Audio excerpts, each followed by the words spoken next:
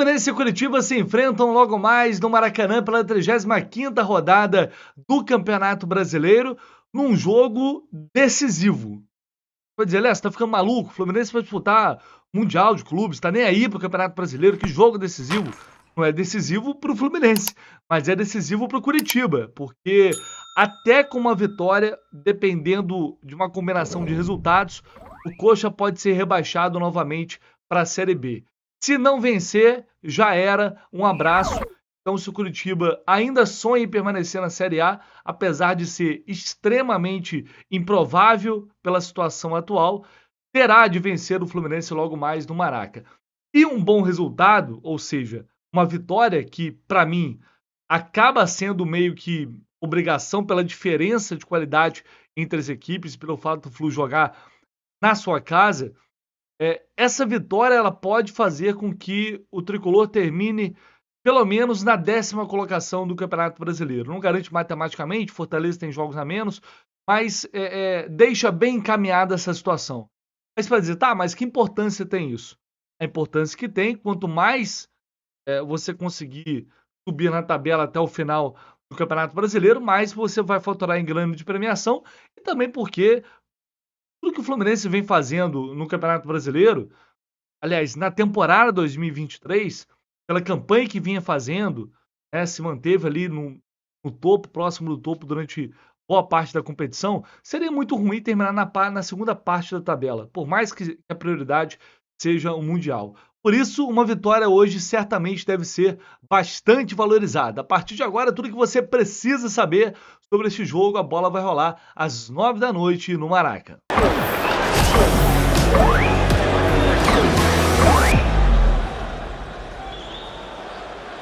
Aliás, esse horário é brincadeira, cara. O cara que inventou o jogo 9 da noite no sábado, ele não deve ter um cachorro para cuidar, uma planta para jogar uma água, para regar, uma família para tomar conta, porque não é possível, cara. Esse jogo 9 da noite é brincadeira, mas enfim, vamos que vamos. Essa é a realidade. E é o último jogo, podemos dizer que talvez seja o último jogo à vera, entre aspas, tá, galera? Muito entre aspas, neste Campeonato Brasileiro. Eu tô falando isso por quê? Depois já é o Santos na Vila Belmiro, fora de casa. E aí a gente já vai entrar praticamente ali em dezembro, né? Já nos aproximando bastante do Campeonato Mundial. E vai, cada dia que passa a partir de agora, se tornar prioridade absoluta. Já é prioridade, mas fala em termos de poupar jogadores, de não arriscar. Eu acho que talvez esse será o último jogo. O Diniz, de fato, terá com força máxima para tentar essa vitória e depois administrar. É a sensação que eu tenho. Até porque, depois do Santos, vai ter Palmeiras e Grêmio. Aí, meu amigo, aí é para chegar e dizer, opa, Palmeiras, 3 pontinhos. Gostaria de ganhar 3 pontinhos? Fala, Grêmio, dependendo da situação. 3 pontinhos aí também para negociar. Brincadeiras à parte, devido à briga ali pelo título do campeonato que o Botafogo fez questão de abrir para geral, já está praticamente fora. Enfim, o Fluminense pode ser um time que vá ajudar a definir essa competição nessa reta final. E até por isso, o comprometimento é muito grande. E a gente tem visto isso no jogo. A gente brinca, zoa aqui, a gente pode brincar, pode zoar, mas é óbvio que dentro de campo os jogadores vão entrar para ganhar, para vencer, mas também é evidente que, amigo, não tem como. Tá chegando a hora do Mundial e os próprios jogadores vão. Ninguém quer ficar fora dessa competição. Ninguém quer correr o risco de ter uma lesão grave. Então, é natural que a cabeça vá cada vez mais para a Arábia Saudita e não para o Campeonato Brasileiro. Enfim, mobilização não vai faltar porque é um time comprometido com o que faz. É impressionante como o Diniz não perde a capacidade de mobilizar essa equipe. Nos bastidores contra o São Paulo, como o time, de fato, até como foi o jogo, né? Pegado, todo mundo brigando, lutando muito, porque está entranhado na alma desse time que é competir o tempo inteiro. Então, por mais que você tenha ali um desvio de foco em algum momento, o time continua competindo, continua jogando a sério, jogando a vera. Eu acho isso um ponto muito positivo e importante, até para a competição como um todo, né? Eu acho que valoriza Campeonato Brasileiro, mas isso é porque está no DNA. dessa equipe, não tem jeito. O jogo do primeiro turno, a gente foi aquela derrota 2-0, né, um jogo muito fraco do Fluminense lá no Couto Pereira. Das poucas vitórias que o Curitiba teve na competição, uma foi em cima do Fluminense lá no Couto Pereira. Mas, no geral, os últimos 12 jogos foram apenas 3 vitórias, 3 derrotas, 4 vitórias do Fluminense e outros 5 empates. E aí, no geral, são 49 jogos, 49 partidas, com 17 vitórias, perdão, do Fluminense, 14 empates e 18 derrotas. É, para mim, um tanto quanto surpreendente. O Curitiba tem uma vitória a mais que o Fluminense neste confronto. Vamos lá, já que o primeiro turno foi aquela coisa horrível, ano passado, o último jogo entre as equipes do Maracanã, foi um show do Flu.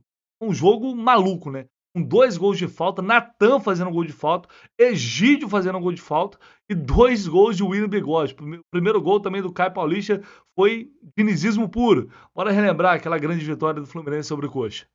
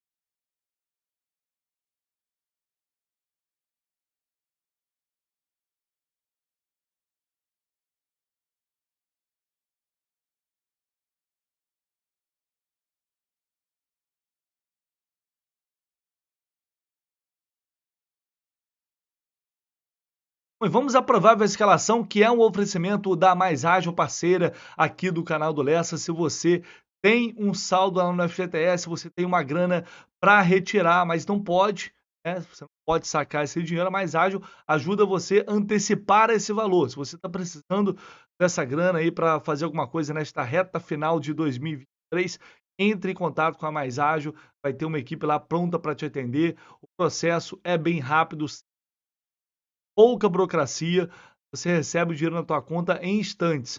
Para entrar em contato com a Mais Ágil, se você não sabe, Alex, pô, nem sei se tem alguma coisa lá, dá uma conferida. A Mais Ágil faz essa consulta para você. Às vezes você tem lá alguma coisa no seu fundo de garantia que você nem lembra mais, tá lá parado, aquela grana lá parado sem poder fazer nada. A Mais Ágil ajuda justamente você a receber esse valor na sua conta de forma simples e rápida. Vamos lá, para esse jogo temos desfalques importantes, mas também reforços extremamente importantes, porque Nino e JK voltam de suspensão, ficaram fora contra o São Paulo. Ares e André também estão de volta, apesar de que o André entrou ali no finalzinho do jogo contra o São Paulo, né? Fominha pra caramba, o Diniz foi lá, colocou para jogar, enfim, mas não foi titular, né? O Ares de fato volta agora e reforça esse Fluminense para enfrentar o Curitiba. Agora, fora Marlon, Samuel Xavier, certo, Keno também, Martinelli e Alexander. Martinelli e Alexander estão suspensos. Samuel Xavier se recuperando agora da pancada que ele sofreu, dessa lesão. E o Marlon também, que está lidando com dores no joelho. Não se recuperou dessas dores. E mais uma vez não ficará à disposição do Diniz. Menos mal que agora o Felipe Melo está voltando e também o próprio Nino. Fica a dúvida para saber se o Felipe vai começar jogando, devido a essa questão física. É provável sim, porque ele treinou normalmente. O Marcelo também, que é sempre uma preocupação, não tem que forçar a barra agora para pensando no Mundial de Clubes. E aí a gente pode projetar esse Fluminense com Fábio, Guga, Nino, Felipe Melo e Marcelo. Se o Marcelo não jogar, naturalmente será o Diogo Barbosa. André, Lima e Ganso, com John Ares, Keno, aliás, Keno não, John Kennedy e Germán Cano, já é a força do hábito, né, do trio. E aí que tá, eu acho que o Diniz pode surpreender. porque a gente espera o Lima fazendo o papel de segundo volante, que não tem Martinelli e não tem Sander, basicamente falta de opção, mas diante do Curitiba em casa, pode ser que o Fluminense, na verdade, entre com algo próximo ao 4-2-4, com o Lima tendo bastante liberdade para cair pelos lados. O John Kennedy centralizando mais ali próximo ao Cano e somente André e Ganso no meio de campo. É um jogo que daria para fazer isso, em tese, né? É um jogo bom para se fazer isso. Acho que o Lima vai ter bastante liberdade para flutuar. Outra possibilidade seria colocar mais um atacante no lugar dele. Colocar o Johnny Gonzalez aberto lá pelo lado esquerdo. Acho um pouco mais improvável porque o Lima é um jogador que o Diniz gosta muito e sempre que pode colocar, o Diniz coloca. Então, acho muito difícil que o Lima não seja titular nesse jogo. Quase impossível. Então, estou apostando num Fluminense se comportando num 4-2-4 muitas vezes. O Lima tendo essa liberdade para cair, principalmente lá pelo lado esquerdo, já que dessa vez o Arias volta, mas não vai ter o Keno. Enfim, seria uma observação interessante. Acho que o Fluminense, naturalmente, vai dominar o jogo, vai ter a posse de bola e o Curitiba vai se comportar daquele jeito lá atrás para tentar espetar, fazer um gol no contra-ataque, criar de alguma forma situações difíceis para o Fluminense na defesa, se defendendo, se fechando bastante, então dificultando a penetração dos atacantes. Observar para ver como o Kozlowski vai mandar esse Curitiba a campo. Já já a gente vai falar do Coxa, mas antes de trazer uma palavra de Germán Cano, que fala sobre essa mobilização para o time seguir vencendo no Brasileirão. A gente se preparou muito bem para esse jogo contra Curitiba. Fizemos o trabalho que Fernando pediu para poder continuar com essa senda ganadora, continuar trabalhando junto, continuar fazendo tudo dentro do campo e poder dar outra alegria a todos os nossos torcedores. E agora com informações do Coxa, meu amigo, meu grande amigo Ayrton Batista Júnior, grande parceiro lá da CBN de Curitiba. Fala aí, Ayrton, esse Coxa que chega muito pressionado, precisando vencer de qualquer jeito, para ainda poder sonhar mesmo com a permanência na Série A do Brasileirão. Alô, amigos do canal do Lessa. A situação do Curitiba lembra aquela máxima de Francisco Horta, o histórico presidente tricolor, no bicampeonato carioca de 75-76. Vencer ou vencer. Porque se não ganhar no Maracanã neste sábado, do Fluminense volta para a Série B. Vai acumular o 5º rebaixamento na era dos pontos corridos do Campeonato Brasileiro. E há uma série de problemas na formação do time para este sábado. Não viajaram o zagueiro Henrique e o atacante Slimani, machucados, ambos com lesão. Também não viajaram o meia Marcelino Moreno, que é o mais habilidoso jogador do time, e o atacante Robson, que é simplesmente o artilheiro. Moreno e Robson cumprem suspensão. Então, vamos aqui tentar arriscar uma formação do Curitiba para este sábado. Gabriel Vasconcelos, Natanael, Thalisson Gabriel, Kusevich e Vitor Luiz, Sebastião Gomes, Andrei e Bruno Gomes, Caio César, Diogo Oliveira e, completando o ataque, o Maurício Garcês. Aí veja a situação, você amigo do canal do Lessa. Numa mesma formação, Kusevich e Diogo Oliveira, que brigaram em campo durante uma partida em Belo Horizonte, quando o Curitiba derrotou o Atlético Mineiro por 2-1 na Arena MRV. O Diogo Oliveira simplesmente deu uma cabeçada no Kusevich. O Kusevich sofreu uma fratura do maxilar, ficou cerca de um mês afastado, mais de um mês afastado, é verdade, e agora volta a jogar no mesmo time. O Diogo Oliveira até foi multado, mas permanece no elenco do Curitiba. E olha que nem é um jogador assim que tem um desempenho que, olha, foi um deslize, mas o retrospecto dele dentro de campo, temos que analisar, não tem nada disso. É um jogador que não mostrou serviço ainda com a camisa coxa branca. Mas, enfim, estão em campo aí, estão anunciados para este final de semana, estão na delegação o zagueiro Kusevich, a vítima, e o atacante Diogo Oliveira, o agressor. 9h nesse sábado no Maracanã, o Curitiba, repito, tem que ganhar para tentar permanecer na primeira divisão. Qual o risco de ganhando, ainda com uma combinação de resultados, ser rebaixado ainda nesta rodada, a 35ª do Brasileirão.